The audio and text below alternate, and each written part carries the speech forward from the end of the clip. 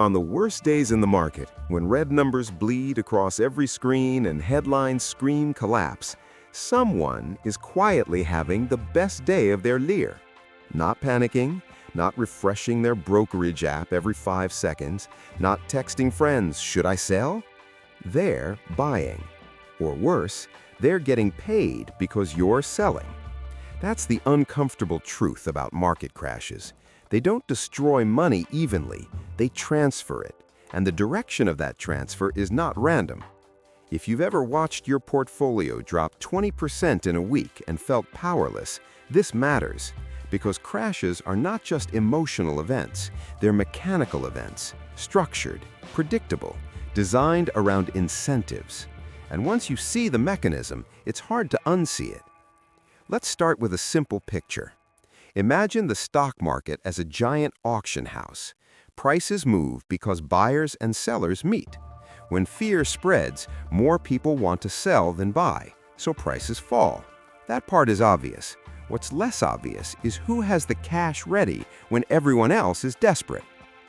During the 2008 financial crisis, global stock markets lost trillions in value. In March 2009, panic was everywhere. Banks were failing, unemployment was exploding, retirement accounts were wrecked. But while retail investors were pulling money out of mutual funds, institutional investors were accumulating. Hedge funds, private equity firms, large asset managers, they had cash. Why? Because they plan for crashes. You don't. That's not an insult, it's structural. Most individuals are fully invested during bull markets. Your salary comes in, you invest monthly. When markets rise, you feel smart. When markets fall, you feel trapped. Your money is already in the system. Institutions are different. They manage risk models. They hold dry powder. They run strategies designed to profit from volatility. Some even make money as markets fall. Let's talk about that. When markets crash, 3 main groups tend to profit. First, short sellers. A short seller borrows a stock, sells it at today's price, and hopes to buy it back later at a lower price. If the stock collapses, they pocket the difference. In 2008, certain hedge funds made billions shorting mortgage-backed securities. They saw cracks in the system before the public did.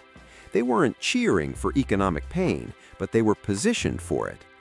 In 2020, when COVID panic hit markets, volatility spiked to levels not seen since 2008. Funds trading volatility derivatives made extraordinary returns in weeks. While ordinary investors watched their retirement savings drop, some desks on Wall Street were printing record profits. Second, liquidity providers. When everyone wants to sell at once, someone has to stand on the other side. Market makers and high-frequency trading firms step in. They buy and sell thousands of times per second, capturing tiny spreads. In normal times, those spreads are small. In panic, spreads widen. When fear spikes, the difference between buying and selling prices grows. That's when liquidity providers can earn more per trade. They're not gambling on direction, they're monetizing chaos. Third, long-term capital with patience. Private equity firms often raise massive funds during stable periods. They don't deploy it all immediately. They wait. When crashes hit, valuations compress. Good companies suddenly look cheap because investors are forced sellers.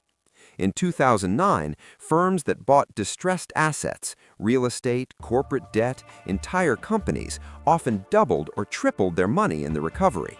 The same pattern repeated in 2020. Travel companies, logistics firms, tech infrastructure businesses were acquired at depressed prices.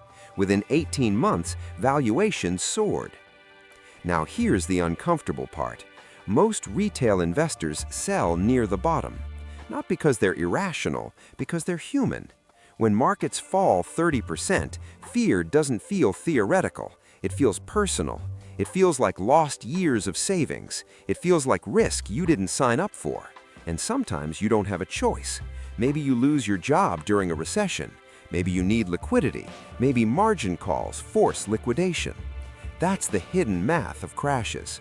Forced sellers meet prepared buyers, and price is determined by urgency. Institutions often have the advantage of time and capital. You have the advantage of neither. Let's zoom in to how this transfer actually happens. Imagine you own shares of a solid company. During a panic, the stock drops from $100 to $60. Nothing about the company's long-term earnings power has fundamentally changed, but fear has changed the price. You sell at $60 because you can't handle the volatility. A fund buys at $60.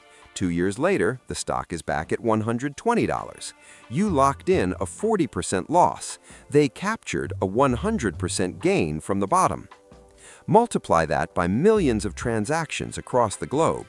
That's the transfer. But it's deeper than just stocks. During crashes, corporate bond yields spike. Governments issue debt at higher rates. Distressed loans trade at discounts. Structured products unwind. Large institutions with access to cheap credit can buy assets at scale.